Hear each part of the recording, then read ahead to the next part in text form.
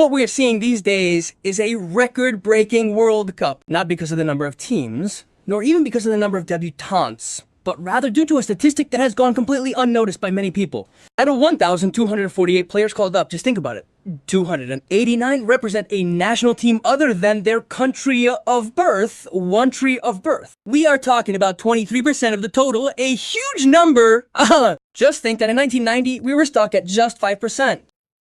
Curaçao certainly moves. 25 out of 26 players called up were born in Holland, but the Democratic Republic of the Congo comes very close with a good 20 of them of Dutch origin. We find 17 in Morocco and Bosnia, while 16 are from Algeria and Haiti. Here, for example, we can find out why about Marcus Thuram, born in Parma, considering his father's career, but for others, it is simply a story of immigration or second generation. We are not in this World Cup, but today in this video I want to list all the recent players of the Italian national team from the least impactful to the best overall.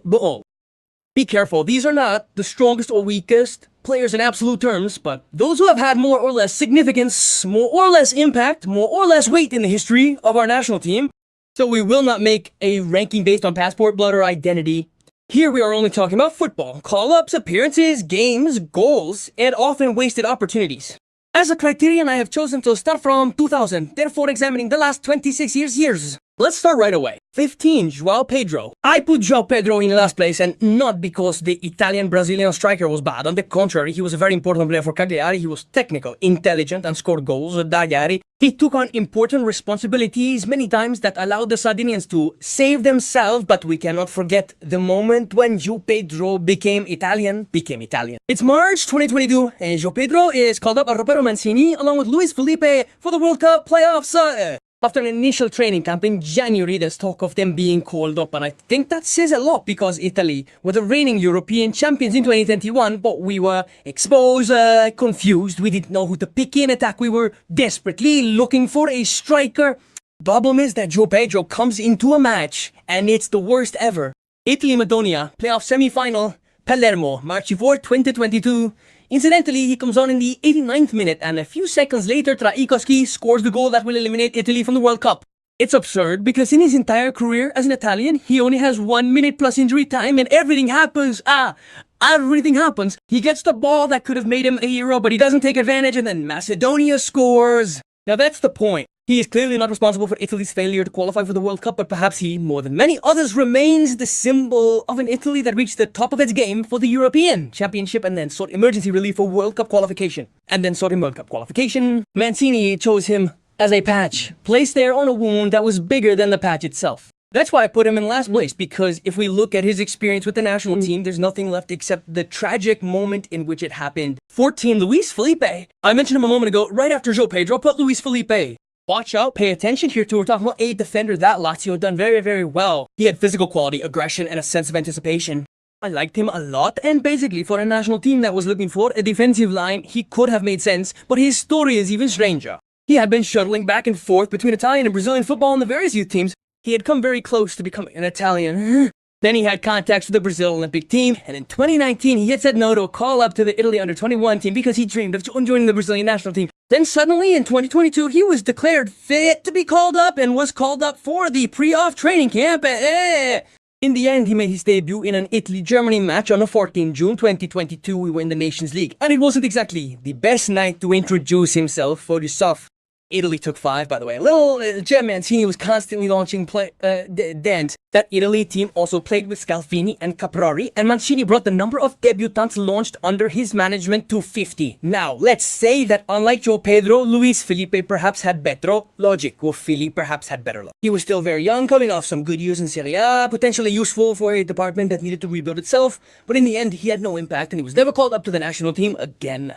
13 for Ezequiel Schelotto. The Galgo, well, from his nickname we can already understand what kind of player. He was running, legs, bursts, physicality, a fullback when they were not yet mainstream. And in fact, he was also someone who could change the inertia of the game during the game. Schelotto was born in Argentina, but he became eligible for our national team thanks to his Italian origins and went through all the ranks. He went through the under-21s, then in 2012 he joined the senior national team. With Prandelli, he was part of the national team even in the pre-European training camp, but then he was not called up. However, he was called up for a friendly against England, and there he made his debut. Playing 4 minutes. the last fought in a match that ended 1-2 for the English. Well, he was given too few minutes to become someone important for our national team.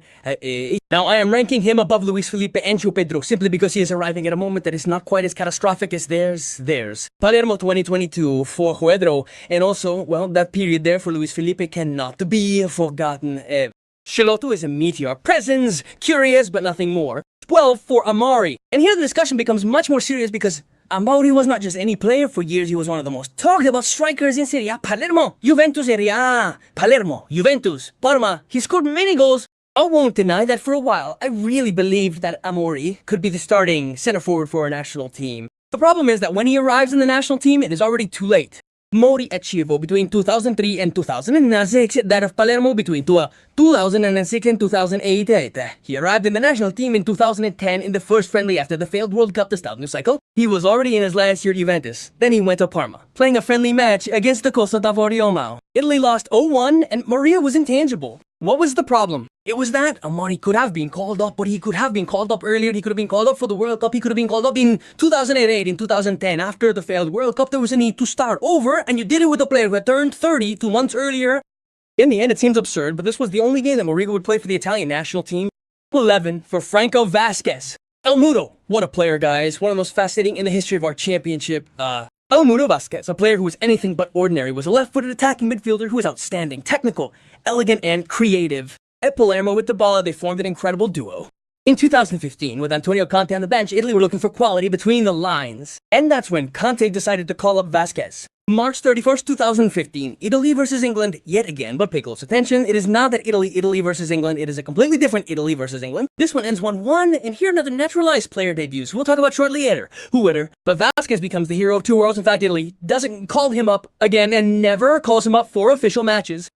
Argentina can do it, and they do it in 2018. He makes just 2 appearances, the second with Portugal. He will make more with Albieste, 3.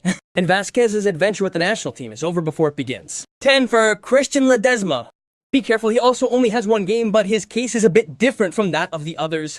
When we decided to call up Ledesma, we didn't call him up out of desperation for not having a striker, no, because he was trendy, because people were pushing to have him. When Ledesma arrived in the Italian national team, he was one of the most reliable players in the entire national team. At Lazio, Ledesma was a true playmaker, not one of those who wanted to be seen, but one of those who did things, played in front of the defense, provided balance, and moved the ball around.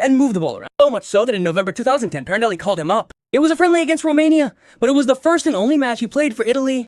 Now, he could have risen a lot, he could have even become a regular for that national team, but in the end, a cap is a cap. However, unlike all the ones I have mentioned so far, Ledesma makes much more sense, because he represents a meritocratic call-up. He was a very central player at his club, and played in a position where that type of a player was needed, but in the end, he too finished before he started. 9 for Gabriel Paletta. Be careful, because Paletta did not play very much for the national team. Just 3 games. After, among other things, having played 7 games with Argentina under 20. But in those 3 games, there was a debut at the World Cup, and this guy weighs heavily like Paletta's World Cup match. Yes. Donnarumma's, Tonali's, Galafiori's, Bastoni's, no. Absurd. Paletta was born in Argentina and also won a World Cup with the national team in the under-20 category, but was never called up to the senior team. But thanks to his Italian origins, he answered Prandelli's call-up. On March 5, 2014, during Spain-Italy 1-0 for Roca, Paletta made his debut and played very well, so much so that the Gazzetta dello Sport gave him an excellent rating the following day. Devo Azzurro community even named him the best player of that match, so much so that Paletta then deserved a call-up to the World Cup. The 2014 World Cup began and he immediately started Italy-England with the Azzurri winning 2-1. Then Italy lost to Costa Rica, but Paletta didn't play. The next day they also lost to Uruguay and Paletta still didn't play.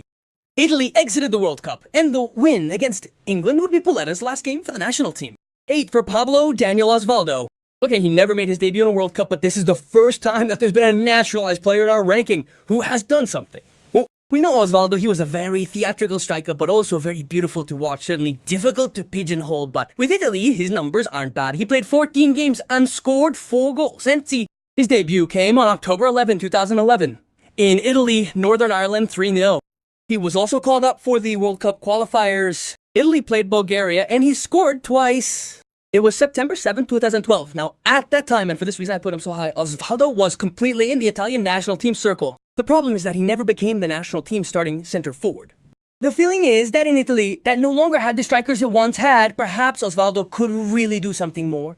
Set for Rafael Toloi. Here guys, things change again because Toloi has something that none of the previous ones have, a European title. The first time Toloi was called up by Roberto Mancini was in 2021. It was March, and there was a match against Northern Ireland. It was a big group. Italy played with Northern Ireland, Bulgaria, and Lithuania. He made his debut against Lithuania. Italy won 0-2, and he was very interesting because he could play as a right back, but also as a right back, but also as a right. Then Euro 2020 arrived, and Italy decided to include him in the list of 26 players called up.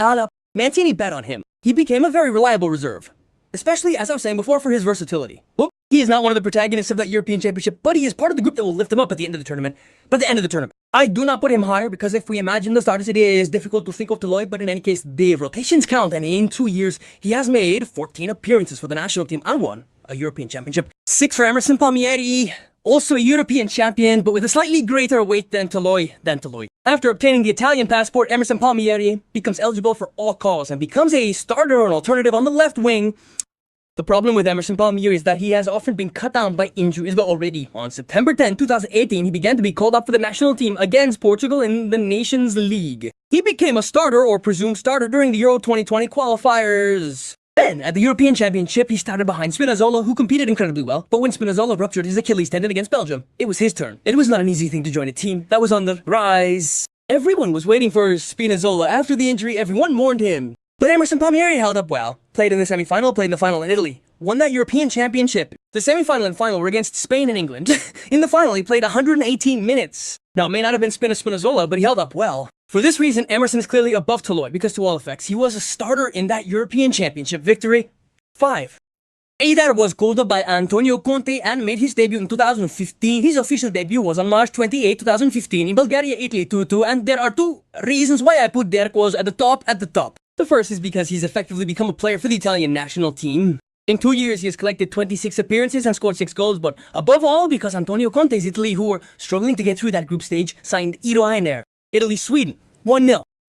His goal, his long-range shot, takes us to the round of 16. There were 2 minutes left. Eider in attack with Graziano Palessi is the starter for a not perfect Italy. They one of Antonio Conte, not spectacular, but fierce. And in that moment, Eider made a lot of sense because he was a striker who worked hard and sacrificed it.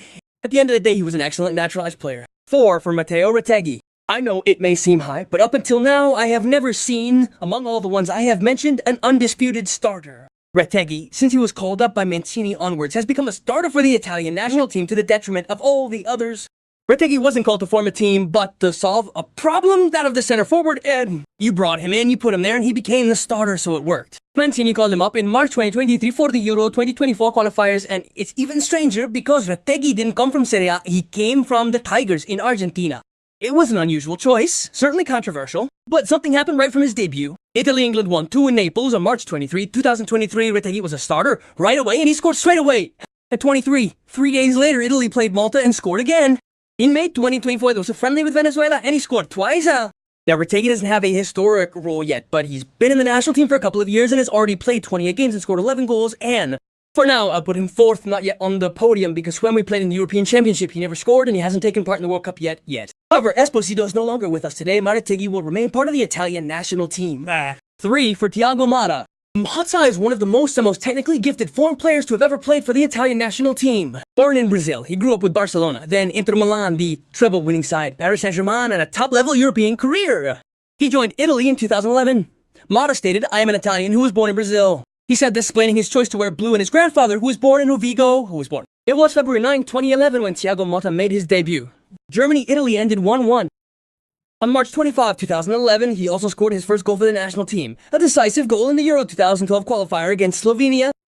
With Prandelli in 2012, he played in the European Championship. In 2014, he played in the World Cup with Italy, and again in 2016 in the European Championship, although there was a big but, there was a huge WTIF. Thiago Motta came on in the final against Spain, but after 3 minutes, literally 3 minutes, he pulled a muscle and left Italy with 10 men because they had run out of substitutions. That Italy team would lose the final 4-0. To give you an idea of his central role, in 2016, Conte not only called him up, but even gave him the number 10 shirt. A controversial choice, almost mocked, but also defended by Daniele De Rossi, who said that those who criticized Thiago Motta didn't understand anything about football, Thiago Motta was divisive, for many simply a slow player, for others very, very reliable, but he played a lot for the national team and was one of the most impactful players of Italian national football in recent history.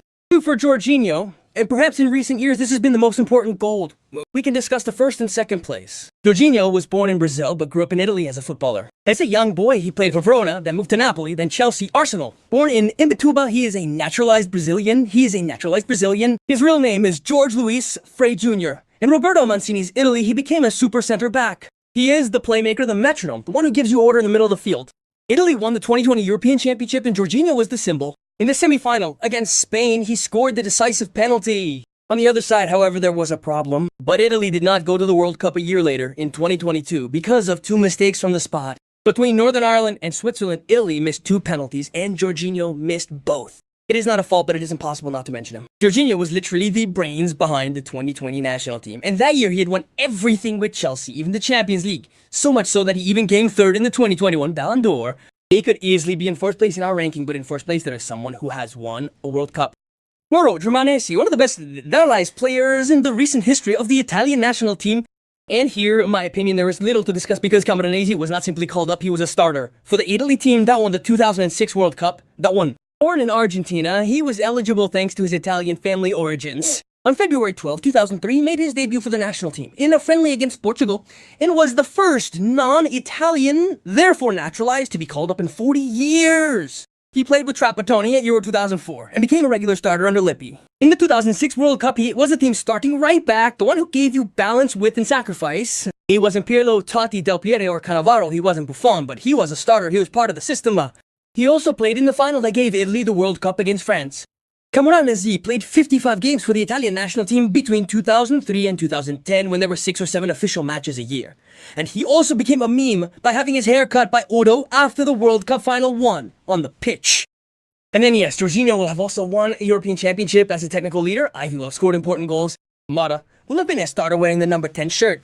Who could be the present, the future of our national team, but Camoranesi won a World Cup, and this was my ranking. This was my ranking of the Italian national team players from worst to best from 2002 to today.